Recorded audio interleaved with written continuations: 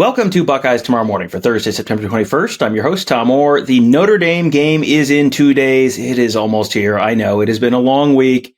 I promise. We're getting there. We will be in South Bend tomorrow. But before we get to that whole thing, let's get to our good buddy Ross Fulton, one of the X's and O's gurus at BuckeyeHuddle.com. We've started to, if you are just listening to this as a podcast, we've started to add a video component to this. So if you want to sort of see what we're talking about, you can find that on our YouTube channel at youtube.com/BuckeyeHuddle. But of course, if you can follow along on the podcast and you just prefer to listen to it, that's totally fine too. Whatever works for you, works for us. And Ross, I guess let's start with last week's game, obviously against Western Kentucky. Buckeyes finally looked like the Buckeyes, which is good news for a team that has to go on the road and play a top 10 team this weekend. Let's start with how the game started really for the Buckeyes. That long touchdown run by TreVeyon Henderson, first score of the game for the Buckeyes. We talked before the show. This feels like, okay, maybe there's some improvement in something that they view as kind of a really base concept for this offense. Yeah. So, last week we talked about, so obviously the opening week, we talked quite a bit about, Ryan Day's propensity for using running stretch to the boundary. And so there's plenty of complaints about that. And I think we said at the time, it's not necessarily the concept itself. It's being able to build off of it and not allow teams to know it's coming, which is true for any concept in football and offense. But so the first thing you see here is they came out after not using it very much against Youngstown State, a lot of boundary stretch again.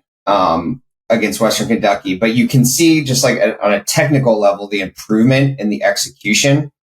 So, and that's, I think, both from the offensive line and from Henderson himself. So like offensive line did a much better job this game staying on their tracks. In particular, like we talked about against Indiana, they were having troubles with like a squat corner, like someone coming from the secondary to make the play and not blocking them. So here, you repeatedly saw the offensive tackles, like if there was no one, if, the defensive line was jumping inside of them, staying outside, getting lateral and picking up that corner or safety defender. And so, like on Henderson's run here, Josh Simmons gets enough of the corner to allow Henderson to get to the second level. And like you also saw, and then on Henderson's second touchdown run was also a stretch. And again, Josh Fryer did a nice job of the same. And so, and then Henderson just had a lot more patience running the play as well.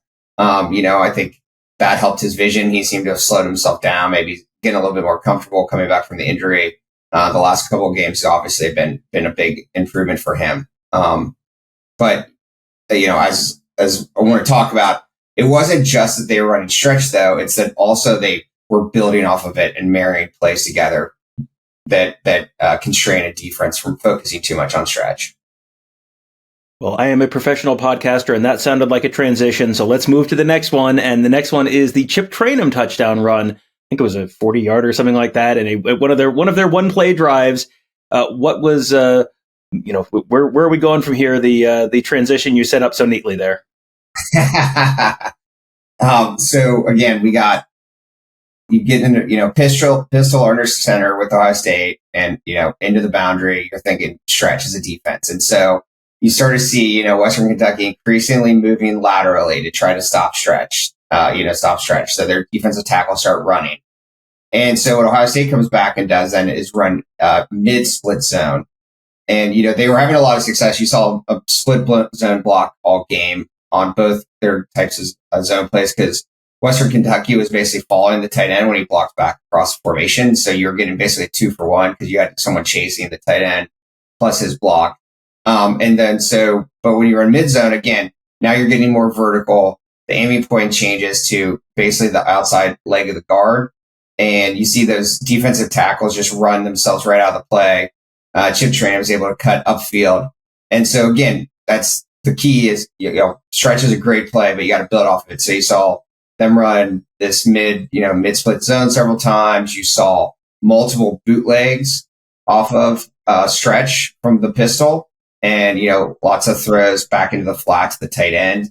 You could see them setting up some other things. It looks like, potentially at least the threat of off of that bootleg, a throwback screen to TreVeyon Henderson. And so again, you're building plays together. And, I thought Ryan Day did a nice job in this game and Brian Hartline of doing that. And so, that is something that obviously needs to continue moving forward. I think that was one of the better games they've had in recent memory on that front. And when you're playing a game like this against Western Kentucky, where you're going to win by 1,000,000 points, or you have a good sense you're going to win by 1,000,000 points, how much of what you're doing is sort of setting up what you might be doing next week when you might not win by 1,000,000 points, probably won't, at South Bend facing Notre Dame? How much of the offensive game plan last week was kind of done with one eye looking forward to this week? Yeah, I mean, I think it's a balance, right? And it's I guess I'd say it's easy to say in hindsight that they're going to win by 1,000,000 points, but they hadn't looked that efficient yet. And so I think for them, a big part of it was also just running their offense and getting themselves set up how they want to go forward with Kyle McCord as their starting quarterback. But certainly, I mean, I think, you saw them use quite a few constraints in this game. And I think that's somewhat to protect their base run plays against Notre Dame and others going forward. And again, also to put things on film that, Notre Dame is going to have to think about. And so hopefully have two purposes. One, frees up boundary stretch against Notre Dame, but also, if they continue to overplay it, you have evidence on film of successful ways to counter that. All right, yeah, and I say they knew they were going to win by 1,000,000 as if I didn't pick Western Kentucky to cover. So yes, so we're all experts in hindsight, aren't we? Let's look back at one of the most memorable plays of the game, the long touchdown pass to Marvin Harrison. Other than the really obvious, what was interesting to you about this from a schematic perspective? Yeah, so we've talked the last couple of weeks about how Ohio State's increasingly using run pass options and pass options, and Kyle McCord is comfortable making those reads, getting the ball out quickly. And that was, again, evident in this game as we can discuss a little bit. But that doesn't change the fact that Ryan Day loves taking shot plays, heavy play action, 2-man routes. The sack and fumble by Kyle McCord was such a play. As Day said, I think that he could have thrown that one to Harrison, but he did bounce back, and this one he hit. So this is an example. It's called X read. And it's basically, again, your 2-man route. You're using that fake reverse to Emeka Egbuka to kind of hold that corner, cover 2 corner. And then that basically puts Harrison one-on-one on a safety. And that backside, you get Cade Stover running a backside deep hook to hold the backside safety. And so, you'll generally like your chances with Harrison one-on-one on a safety. And obviously, great ball by Kyle McCord. I mean, it's a very long throw that he put on the money. So, to those who are worried about the explosiveness of the Ohio State offense, obviously, I think, the pieces are still there to generate big plays.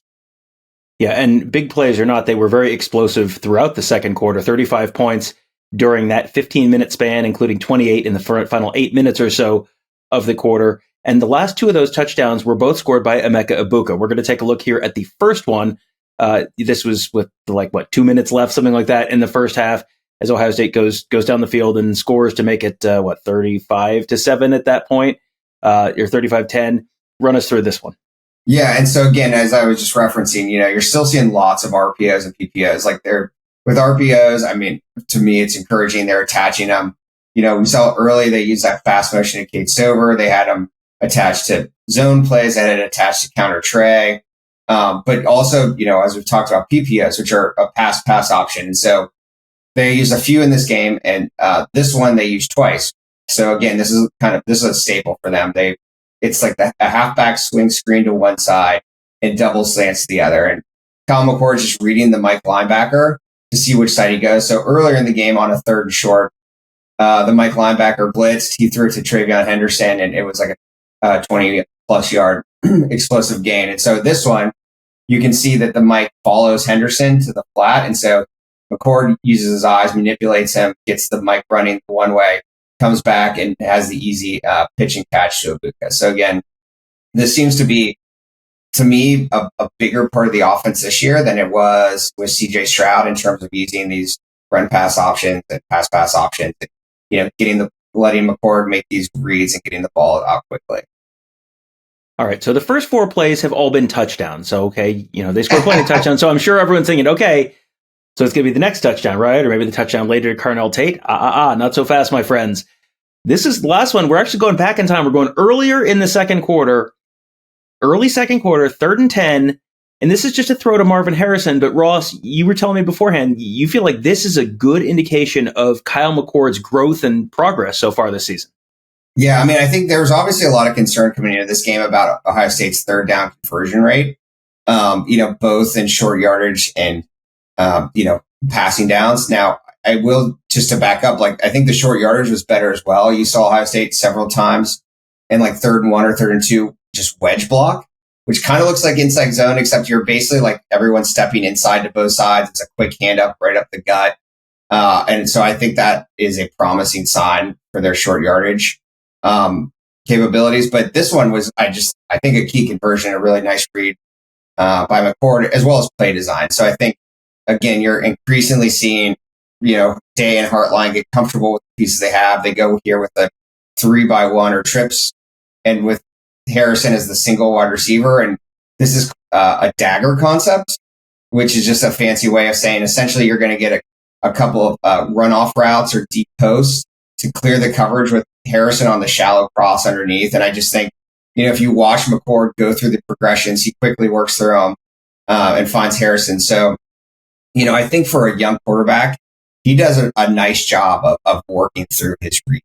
You don't see him just get locked onto his first read. You'll see him with his footwork and with his eyes, he's going through his reads. And so, again, these are just the kind of plays that they're going to need.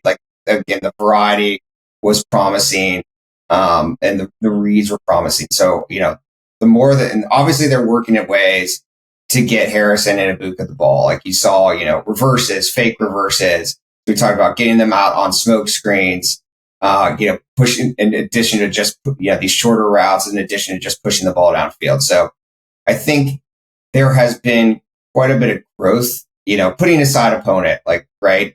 Every, whether Western Kentucky might beat Indiana. I mean, it would, one has a good defense, one has a good offense. But the point being is that you can just see the improvements, both just from the coaching staff in terms of what they're calling, as well as the technical issues we were talking about with stretch blocking with the first clip. And so obviously that's going to be, a lot more pressure is going to be turned up on Saturday when you're playing on the road in terms of how you need to execute. But, I certainly, just based on what you've seen, regardless of Western Kentucky's skill level, I think that feel much better this week about Ohio State going into Notre Dame than with the week before, both in terms of scheme and execution.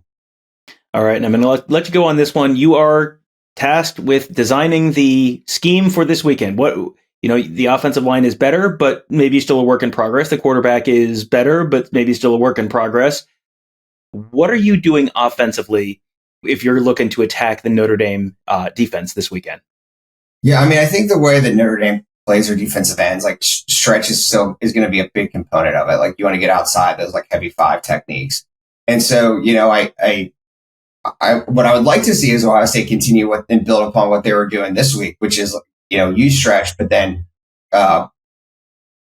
create plays off of it, constrained plays that, can play action, bootlegs, that keep the defense from overreacting. And then, last year, Notre Dame made a big point of trying to stop Ohio State's inside crossing routes, so I think, again, take advantage of the easy access throws, the comeback routes against softer corner coverage, and, continue to rely on some tempo and the RPOs and PPOs. So again, not to be too Pollyannish, but I think that the game plan against Western Kentucky gives you a lot of building blocks to continue to use for this week. All right. Well, that covers the offense. On tomorrow's show, Ross and I will be talking about the defense. That's another area where Ohio State feels like they're probably a little bit improved, especially over last year. We'll be talking about that on tomorrow's show. But until then, you can find much more of Ross and much more of Buckeye coverage of the team and the recruiting and the X's and O's and all the good stuff, all at BuckeyeHuddle.com. We've got a it's been a busy week. Not going to lie to you. It has been a busy and exciting week on that board, the Huddle board, which is members only, lots of content, lots of conversation there. And you can find us also at youtube.com/Buckeye Huddle. And of course, on our podcast, your podcast platform of choice and mine, whichever one that is, you can just search Buckeye Huddle, find all of our great shows, subscribe there, leave us a 5-star rating and review, all that good stuff, all the stuff you already know. That'll do it for today. Thank you guys all for joining us. Have a great day. We'll talk to you tomorrow.